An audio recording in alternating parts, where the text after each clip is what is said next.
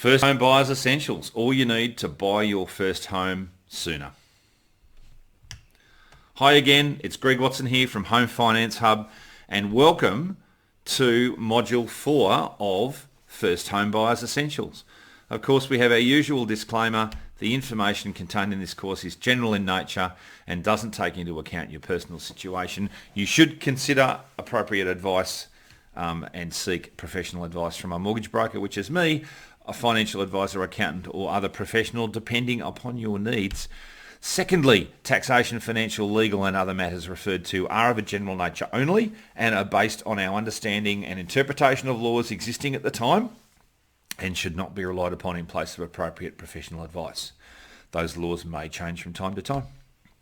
Thirdly, I'm an authorised credit representative of Blessed Proprietary Limited and a mortgage advisor accredited with the Mortgage and Finance Association of Australia. And now it's time to go into Module 4, the home buying timeline. What we're going to cover in this module is basically 4 sections. We've divided the home loan buying timeline into 4 parts. So firstly, there's pre-season training, which is getting ready to buy. Then there's the second part is finance pre-approval. Thirdly, we're looking at locating a property and securing a property. And then fourthly, settlement and moving in. Look, there are a number of parts to each of these stages. We've got 7 or 8 steps in each phase. And I've actually put a football analogy across the whole lot of this. So stage 1 really is pre-season training. It's getting ready to compete. It's getting ready for the season ahead. And if you think about the buying process as a season, everything we do is in seasons really. Pre-season is about preparing to win. So there's 7 aspects to this pre-season, and they're getting ready to play really. And I'll pop these all up at once. So the first thing that we need to consider is credit file maintenance. We might be looking at this even out to 2 years ahead of when you're looking to buy your first home. And the reason I say that is that with the new comprehensive credit reporting arrangements, if you have a tendency to maybe pay your bills or your credit card a bit late, all of that stuff is now coming up and showing on your credit record, and it's showing 2 years worth of history. So that's the credit side of things that needs to be taken care of early on, and start putting those ducks in a row to clean up if there's any issues on your credit file. If there's any other blemishes, well, it's best to take the time to clean that up straight away. And I can't impress enough upon you how important it is to have a clear credit file. Secondly is to look at a budget and savings plan. So you need to start saving. Obviously, if you're going to buy a house, you need a deposit. However you get that, it might be an inheritance. It might be money that you've saved, but you also need to have a budget around what you spend, not just what you save, because banks will look quite closely at your spending habits to see if you are able to afford a loan based on your lifestyle. So again, and I've mentioned this before, it's about presenting yourself in your Sunday best for the bank, basically presenting yourself as the best financial citizen that you can be. We haven't talked about debt too much apart from mortgage debt. So eliminating consumer debt is really, really important because it does really weigh down on the amount of borrowing capacity that you have. So a personal loan or a car loan or a credit card or a number of credit cards, all of them, whether they're used or not, impact on your ability to borrow. And I'll give you an example. A $10,000 credit card limit, unused, will wipe about $60,000 off your maximum borrowing capacity. Because what the banks do is they apply the limit as if it was totally drawn. So it could be a $10,000 limit that you owe nothing on, but they'll assume that it's fully drawn down, and then they'll apply a repayment of about $380 a month. Now that $380 a month would be the equivalent of repaying about $65,000 in a mortgage at their levels that they require, at their benchmark levels. So that's really important, to eliminate as much consumer debt as you can so that you're starting your mortgage and your home buying process with a clean slate, both credit file spending patterns and consumer debt. So there's a theme here about getting your ducks in order. And that's probably the key part of the pre-game planning, is about that part and being able to show that you're a good financial citizen. And this is the way to set that up. Okay, so as we move on, there's other things that you need to start doing as well. And we've just, in the previous module, been talking about your team members, your finance team and your legal team and your parents on board and your building and pest team. It's time to start researching your team members, whether that's a broker or a bank or whether it's a solicitor or a conveyancer, getting recommendations from family and friends and people who've used these professionals to be able to assist you as well. So research your team members and start getting an idea of the people that you want to be having conversations with.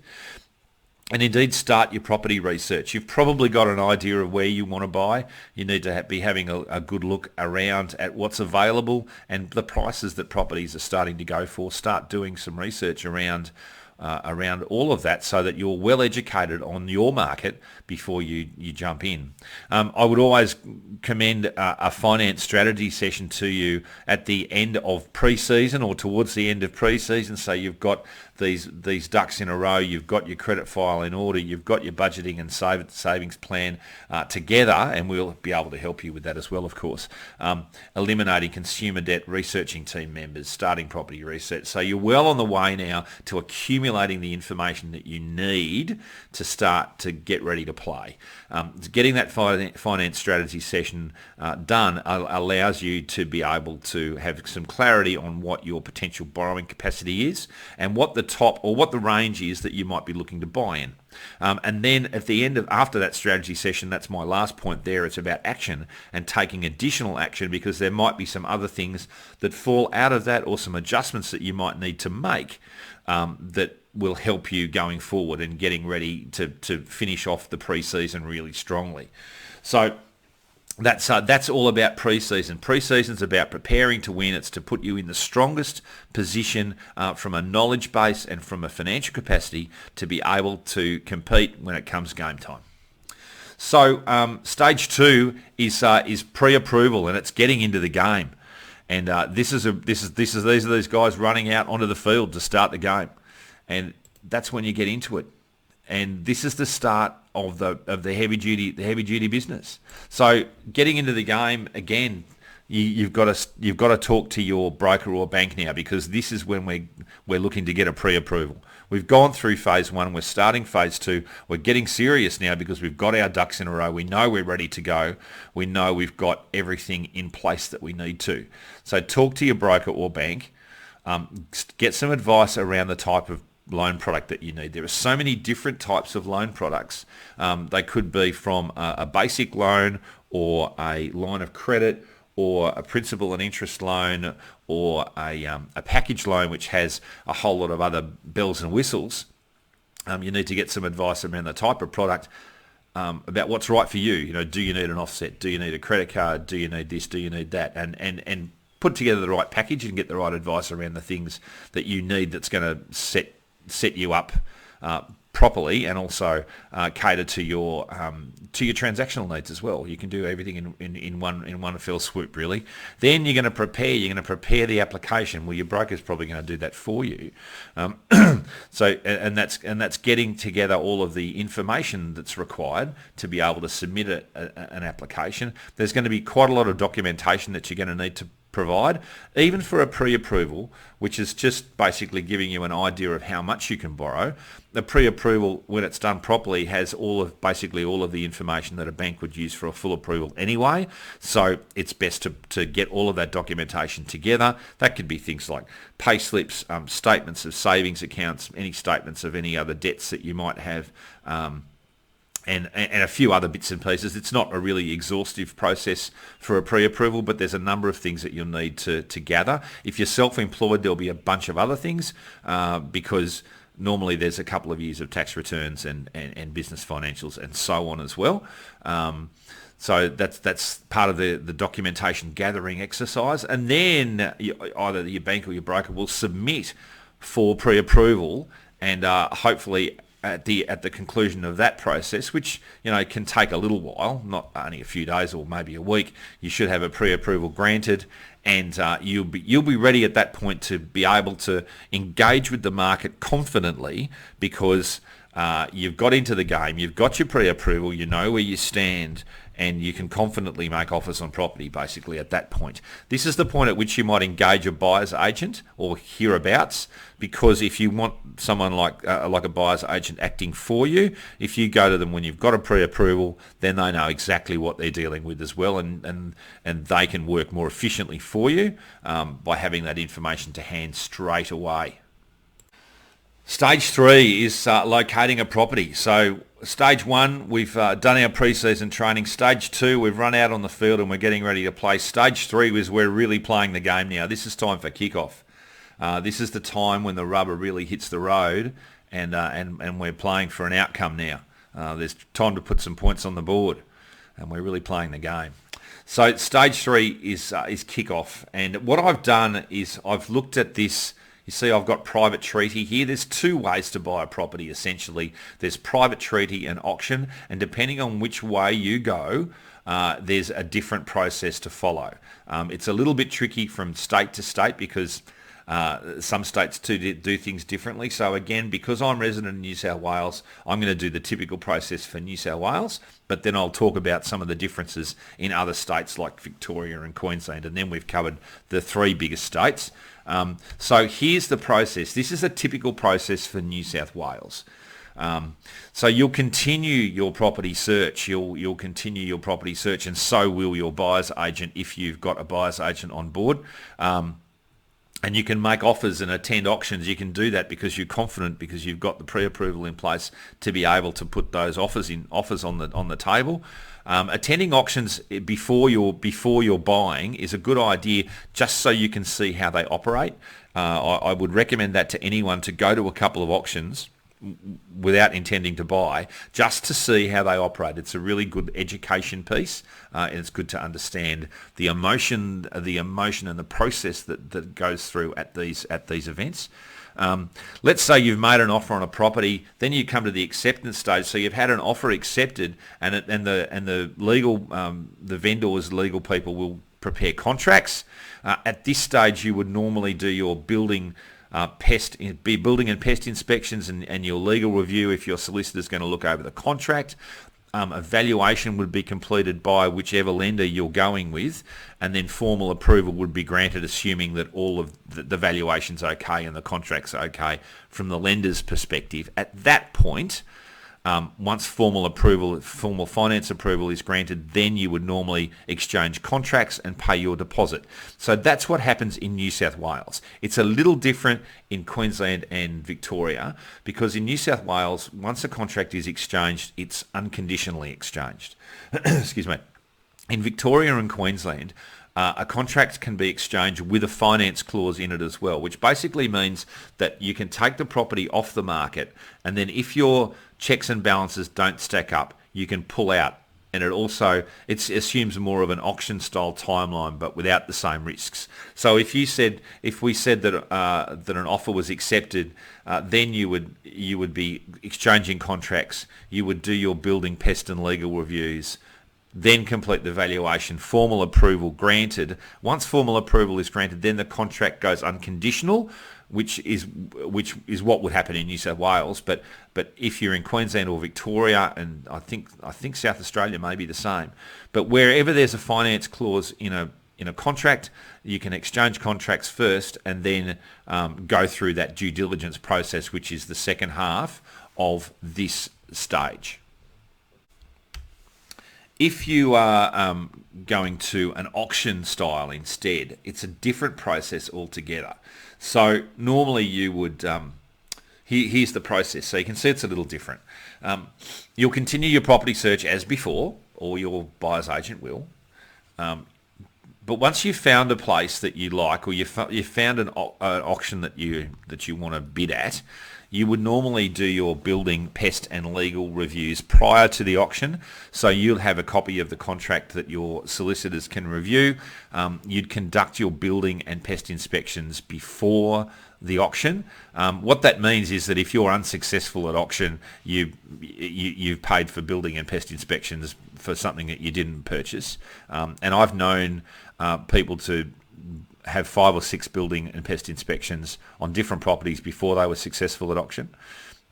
Anyway, then you attend the auction, you bid at auction, or someone bids on your behalf. Again, a buyer's agent can do that.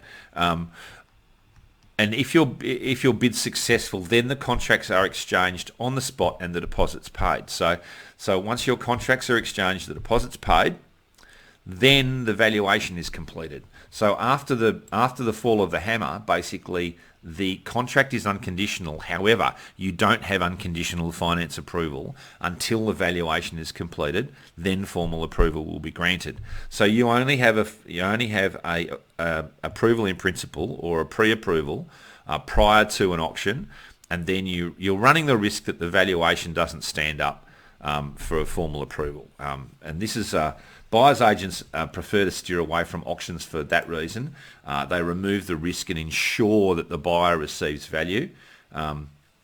You really need to have done your homework first and keep your head, because if you bid more than what a valuer says the property is worth after the fact, you'll have to come up with that extra cash yourself.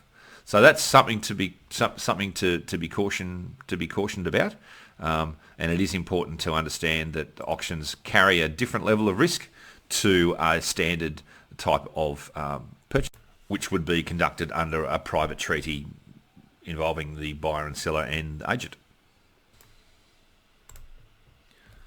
So stage 4 is when we get the touchdown. It's playing right to the end of the game, to score in the corner at the death, and really, stage 4 is all about finalising the purchase.